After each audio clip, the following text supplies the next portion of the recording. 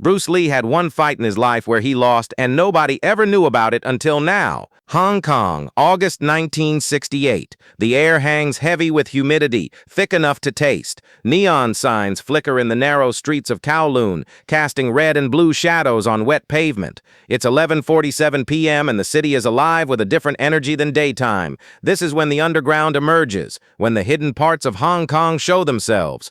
Bruce Lee walks alone through these streets. He's 27 years old, wearing dark pants and a plain black shirt. No entourage, no students, no cameras, just him and the night. He's been in Hong Kong for 3 months, visiting family, training, reconnecting with his roots. Hollywood rejected him. The Green Hornet got canceled. America told him he's too Chinese. Hong Kong tells him he's too American. He belongs nowhere, fits nowhere. He's angry. That deep, burning anger that comes from being dismissed, underestimated, told you're not enough. That anger fuels him in training but eats him alive in quiet moments. Tonight is a quiet moment, so he walks, trying to burn off the rage, trying to find peace in movement. A man approaches from a side alley. Early 40s, Chinese, wearing a simple gray suit, weathered face, scarred knuckles, eyes that have seen things. "Bruce Lee," the man says. Not a question, a statement. Bruce stops. "Yes, I have a message for you. From someone who wants to meet you." "Who?" "He didn't give his name. Said you'd come anyway." "Why would I?" The man smiles, not friendly. "Because he said you're angry. And angry men want to fight." Bruce should walk away. Every instinct tells him this is a setup, a trap, something dangerous. But the man is right. Bruce is angry. And part of him wants to fight, wants to prove something, wants to hurt someone because he's been hurt. "Where?" Bruce asks. "Follow me." They walk for 15 minutes, deeper into Kowloon, away from the tourist areas, away from the respectable neighborhoods, into the parts of Hong Kong where police don't patrol, where businesses operate in cash and handshakes, where violence is currency. They stop at a warehouse, old, abandoned, or looks abandoned. The man opens a rusted door. Inside, lights, bright industrial lights hanging from chains, and people, maybe 50 of them, standing in a circle around a cleared space. Concrete floor, no ropes, no ring, just empty space and watching eyes. Bruce recognizes what this is. Underground fighting. No rules, no referees, no record, just two people in violence until one can't continue. He's heard of these places but never been to one. Never wanted to. But tonight he wants it. A man steps forward from the crowd. Bigger than Bruce. Not huge, but bigger. 5'10", maybe 190 pounds. Thick through the chest and shoulders. His face shows years of fighting. Scar tissue around the eyes. Nose broken and healed crooked multiple times. Hands wrapped in dirty cloth tape. This isn't his first time here. Maybe not his 50th. "You're Bruce Lee," the man says. His Cantonese is rough street dialect. The movie star, the teacher, the man who says classical kung fu is dead. I say classical kung fu doesn't work in real fights, Bruce corrects. "There's a difference. Show me." "What are the rules?" The man laughs. So does the crowd. No rules. Fight until someone can't continue. That's it. Bruce should walk away. This isn't training. This isn't demonstration. This is illegal violence for an audience of criminals and gamblers. But that anger wants out. "Okay," Bruce says. They clear more space. The crowd closes in, forming a tight circle, maybe 20 feet in diameter. Bruce removes his shoes. The concrete is cold and rough under his bare feet. He rolls his shoulders, shakes out his hands. The man just stands there, waiting, patient, like he's done this 1,000 times. Someone shouts "begin" in Cantonese. The man doesn't rush, doesn't charge, just walks forward, hands up, guard tight, orthodox stance. This isn't some traditional martial artist. This is a street fighter who survived years in places like this. Bruce can see it in how he moves. Economy, efficiency, no wasted motion. This man learned fighting the hard way, by losing, by getting hurt, by adapting or dying. Bruce circles, looking for openings, testing distance. The man follows, patient, keeping his guard up. Bruce feints with a lead hand. The man doesn't bite, doesn't react, just watches. Waiting, Bruce throws his jab. Fast, his best weapon. The man slips it. Not fancy, just moves his head 2 inches. The punch misses. Bruce follows with a cross. The man blocks it. Tight elbow guard. The impact jars Bruce's knuckles. This man knows how to defend. They separate. Circle. The crowd is silent, watching. Bruce changes tactics. Goes low. Tries a leg kick. The man checks it. Lifts his shin. Absorbs the blow. Bruce's foot hits muscle and bone. Pain shoots up his leg. The man doesn't even flinch. The man counters. Quick jab. Bruce slips it, but barely. The man's faster than he looks. More technical than Bruce expected. Another jab. Bruce blocks. The man steps in, throws a hook to the body. Bruce tries to move, but the concrete doesn't give him the same traction as a wooden floor. The hook lands. Not clean, but enough.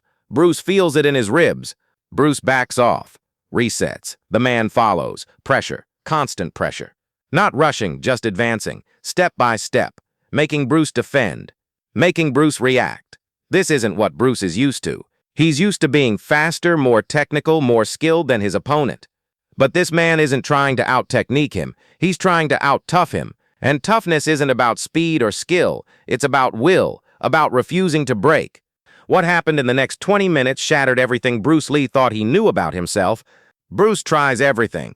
Straight leads, side kicks, traps, hand combinations. Everything he teaches, everything he's perfected. Some land, most don't. And the ones that land don't seem to hurt this man. Don't slow him down. Don't make him hesitate. It's like hitting a wall that walks forward no matter what you do to it. The man isn't flashy. Doesn't do anything spectacular. Just jabs, hooks, straight punches, basic combinations. But he throws them constantly, relentlessly. And he's walking through everything Bruce throws back, taking the hits, absorbing them, and keep coming. 5 minutes in, Bruce realizes he's in trouble. His breathing is getting heavy. The humid air fills his lungs but doesn't seem to carry enough oxygen. His shoulders are burning. His legs feel thick. The concrete has no give, no spring. Every movement costs more energy than it should. The man isn't even breathing hard. 10 minutes in, Bruce's technique starts breaking down. His punches aren't as crisp. His footwork isn't as clean. Fatigue is setting in. Real fatigue. The kind that comes from fighting someone who won't quit, who won't give you a moment to recover, who just keeps coming. The man lands a clean hook. Bruce's head snaps to the side, stars. Ringing in his ears, he stumbles, catches himself. The man follows. Another hook. This one to the body, deep, under the ribs. Bruce's breath exits. He tries to clinch. The man shoves him off, hard. Bruce's back hits the crowd. Hands push him back into the center. No escape, no pause, just fight. 15 minutes. Bruce is hurt. Knows it. Can taste blood in his mouth. Don't know if it's from his lip or from inside. His left eye is swelling. Vision getting narrow. His ribs scream with every breath. The man has a cut over his eye from one of Bruce's early punches. Blood runs down his face. He doesn't seem to notice. Bruce throws a spinning back kick. Desperate. Trying for a knockout blow. The man sees it coming, steps back. The kick misses. Bruce's balance is off. He stumbles. The man is on him. 3 punches. Quick. Sharp. All land. Bruce goes down. Hands and knees on the concrete. Blood drips from his face onto the gray floor. The crowd erupts. Shouting. Not cheering for Bruce. Cheering for the other man. For the underdog. For the nobody who's beating the famous Bruce Lee. Bruce tries to stand. His legs don't respond right. Everything hurts.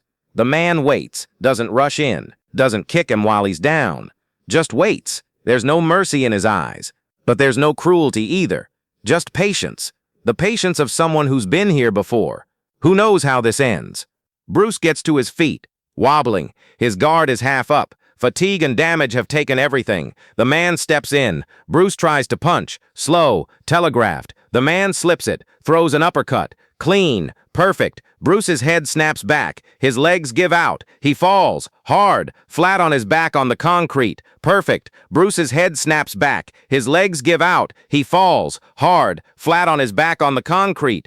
The world spins. Sounds become muffled. Bruce tries to move. Can't. His body isn't responding. The man stands over him. Looks down. Not with contempt, just acknowledgement. One fighter recognizing another. Someone counts.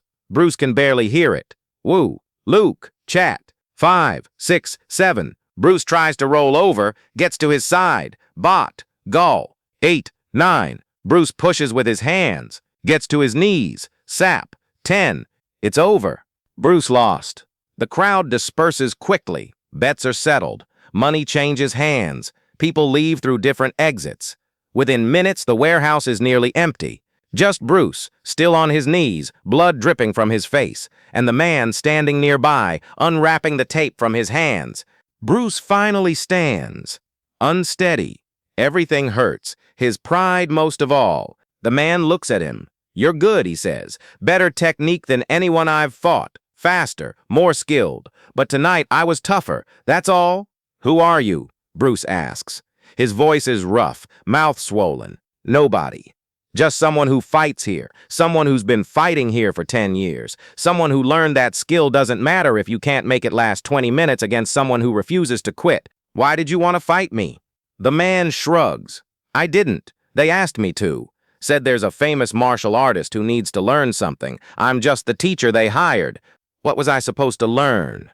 The man looks at Bruce for a long moment. "That you're human. That you can lose, that all your technique and philosophy and training means nothing against someone who's simply tougher than you. Not better, just tougher, willing to take more damage, willing to keep coming no matter what. You needed to feel that, because you've been winning too much, started to believe you can't lose. That's dangerous, for a teacher, for a fighter, for a person." The man walks toward the exit, stops, turns back. "You'll recover. The damage isn't permanent, but the lesson is, don't forget it. Don't forget that you're breakable, that you can lose, that someone somewhere can beat you, not because they're more skilled, because they're more willing to suffer. Remember that. It'll make you better, if you let it." He leaves. Bruce stands alone in the empty warehouse, blood drying on his face, body screaming in pain, pride shattered into pieces. He walks home, takes 2 hours, can barely move, every step hurts. People stare at him on the streets, a beaten man, a nobody. Not the famous Bruce Lee, just another fighter who lost. Linda is asleep when he gets home. He washes his face in the bathroom, looks in the mirror, left eye swollen shut, lip split, bruises forming on his ribs, his arms, his face. He looks like he got hit by a truck. He doesn't wake Linda, doesn't tell her what happened. Just sits in the dark living room staring at nothing, processing. For the first time in years, Bruce Lee feels small, vulnerable, mortal, and it terrifies him because his entire identity is built on being the best, being unbeatable, being the master. But tonight, he wasn't any of those things. Tonight, he was just a man who got beat up by a nameless street fighter in an illegal warehouse. The next morning, Linda wakes up, sees his face, rushes to him. "Bruce, what happened?" He tells her he had an accident. Training. Doesn't tell her the truth. Can't tell her the truth. Because the truth means admitting he lost. And Bruce Lee doesn't lose. But the lie eats him. For days, weeks, he can't train properly. His ribs are bruised, maybe cracked. His eye takes 10 days to fully open. His lip heals but leaves a small scar. Every time he looks in the mirror, he sees that night, that loss, that moment when he realized he wasn't invincible. 3 weeks later, Bruce is alone in his training room, moving slowly, still healing. He's working through techniques, trying to understand what went wrong, why he lost. Was it his conditioning, his strategy, his mindset? And then it hits him, the realization that changes everything. He didn't lose because his technique was wrong. He lost because he believed technique was enough. He thought speed and skill could overcome toughness and will. He thought being better meant being unbeatable. But that fighter proved otherwise. That fighter showed Bruce that there are levels to combat. Technique is one level, will is another, and sometimes will beats technique. Bruce pulls out his notebook, the one where he writes his philosophy, his understanding. He writes, August 1968, "I lost a fight tonight. Not to a master, not to someone more skilled, to someone tougher, someone more willing to suffer than I was willing to make them suffer. I learned that I have limits, physical limits, mental limits, and those limits can be exploited by someone who has fewer skills but more heart. This is humbling. This is necessary. This is real." He pauses, then writes more.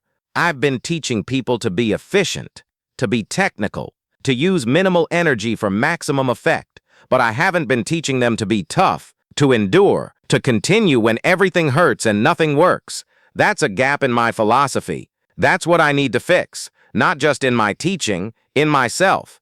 Bruce never tells anyone about that fight. Not his students, not his friends, not even Linda gets the full truth. It becomes his secret, his private shame, his hidden lesson. But it changes how he trains. He adds endurance work. Long rounds, pushing through fatigue, working when everything hurts. Not just speed and precision, but toughness, mental toughness, the ability to continue when your body says stop. It changes how he teaches. He starts emphasizing conditioning, mental preparation, the reality that sometimes you'll face someone who's just tougher than you, and if you can't match their toughness, all your technique means nothing.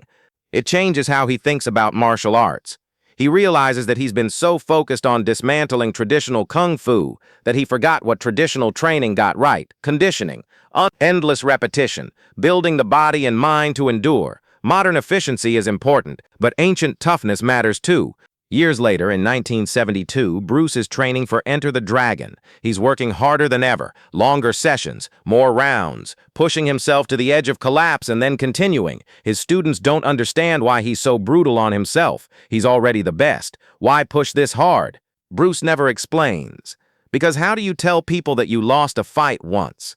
That you got beaten by a nobody in an underground warehouse, that your entire philosophy had a hole in it, that a tough street fighter exploited in 20 minutes? You don't. You just train. You fix the weakness, you become better, and you never forget the lesson. One day during Enter the Dragon prep, Bob Wall asks Bruce why he trains so hard. Because I know I can lose, Bruce says simply. You've never lost, Bob says. Bruce just smiles. Says nothing. Because Bob is right. Bruce Lee, the public figure, has never lost. But Bruce Lee, the man, lost once. In a warehouse in Hong Kong, to a fighter whose name he never learned. And that loss taught him more than any victory ever could. The movie comes out. Bruce becomes a global phenomenon. The biggest martial arts star in the world. Everyone wants to know his secret, his training methods, his philosophy. He shares most of it. But not all. Some lessons are private. Some defeats are teaching tools you keep for yourself.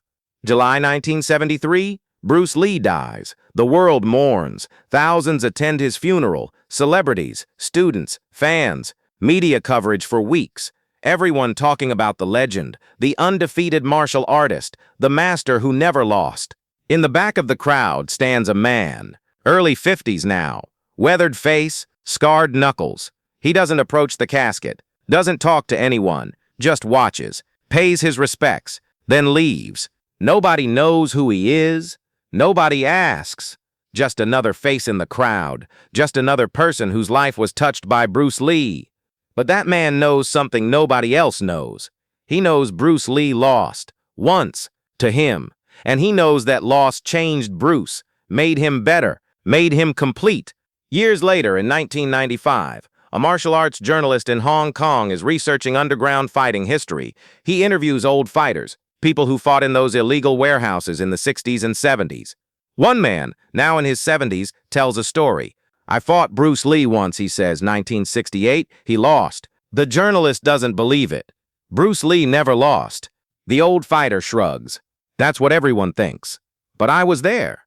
I beat him, not because I was better, because I was tougher. And he learned from it, changed his training, became more complete. That loss made him who he became. But nobody knows. He never told anyone. Made me promise not to tell anyone. Said the legend was important, that people needed to believe he was unbeatable. The journalist asks for proof. The fighter has none. No photos, no records. Underground fights don't leave evidence. Just memories, just scars, just lessons. The journalist doesn't publish the story. Can't verify it. Might be true. Might be an old man seeking attention. Might be something in between. But the story exists. Whispered among old fighters in Hong Kong. The night Bruce Lee lost. The secret defeat. The hidden lesson. And maybe it's true. Maybe Bruce Lee did lose once. To a nobody in a warehouse. And maybe that loss was the most important fight of his life. Not because it proved he was unbeatable. Because it proved he was human. Vulnerable. Capable of defeat. And strong enough to learn from it. The greatest victory isn't never losing, it's losing once, learning from it, and never making the same mistake again. Bruce Lee taught the world about efficiency, speed, adaptation. But privately, that night in Hong Kong, a nameless fighter taught Bruce about toughness, endurance, and humility. That lesson stays hidden, buried in notebooks, encrypted in training methods, visible only to those who know what to look for. Bruce Lee had one fight where he lost, and nobody ever knew, until now. But here's the real question. Does it matter? Does knowing that Bruce Lee lost once change anything? Or does it make the legend more real, more human, more relatable? Because maybe the most dangerous lie we tell about masters is that they never fail. Maybe the truth is that every master has failed, has lost, has been broken, and what makes them masters isn't that they avoided defeat, it's that they learned from it, integrated it, became stronger because of it. Bruce Lee lost once, in a warehouse in Hong Kong, to a fighter whose name history forgot. And that loss taught him what winning never could, that being the best isn't about never falling down, it's about getting back up, learning, adapting, and making sure that when you fall forward. The punch that put Bruce Lee on the concrete wasn't the end of his story, it was the beginning of his evolution, from unbeatable to complete, from legend to master. And that's the story nobody tells, until now.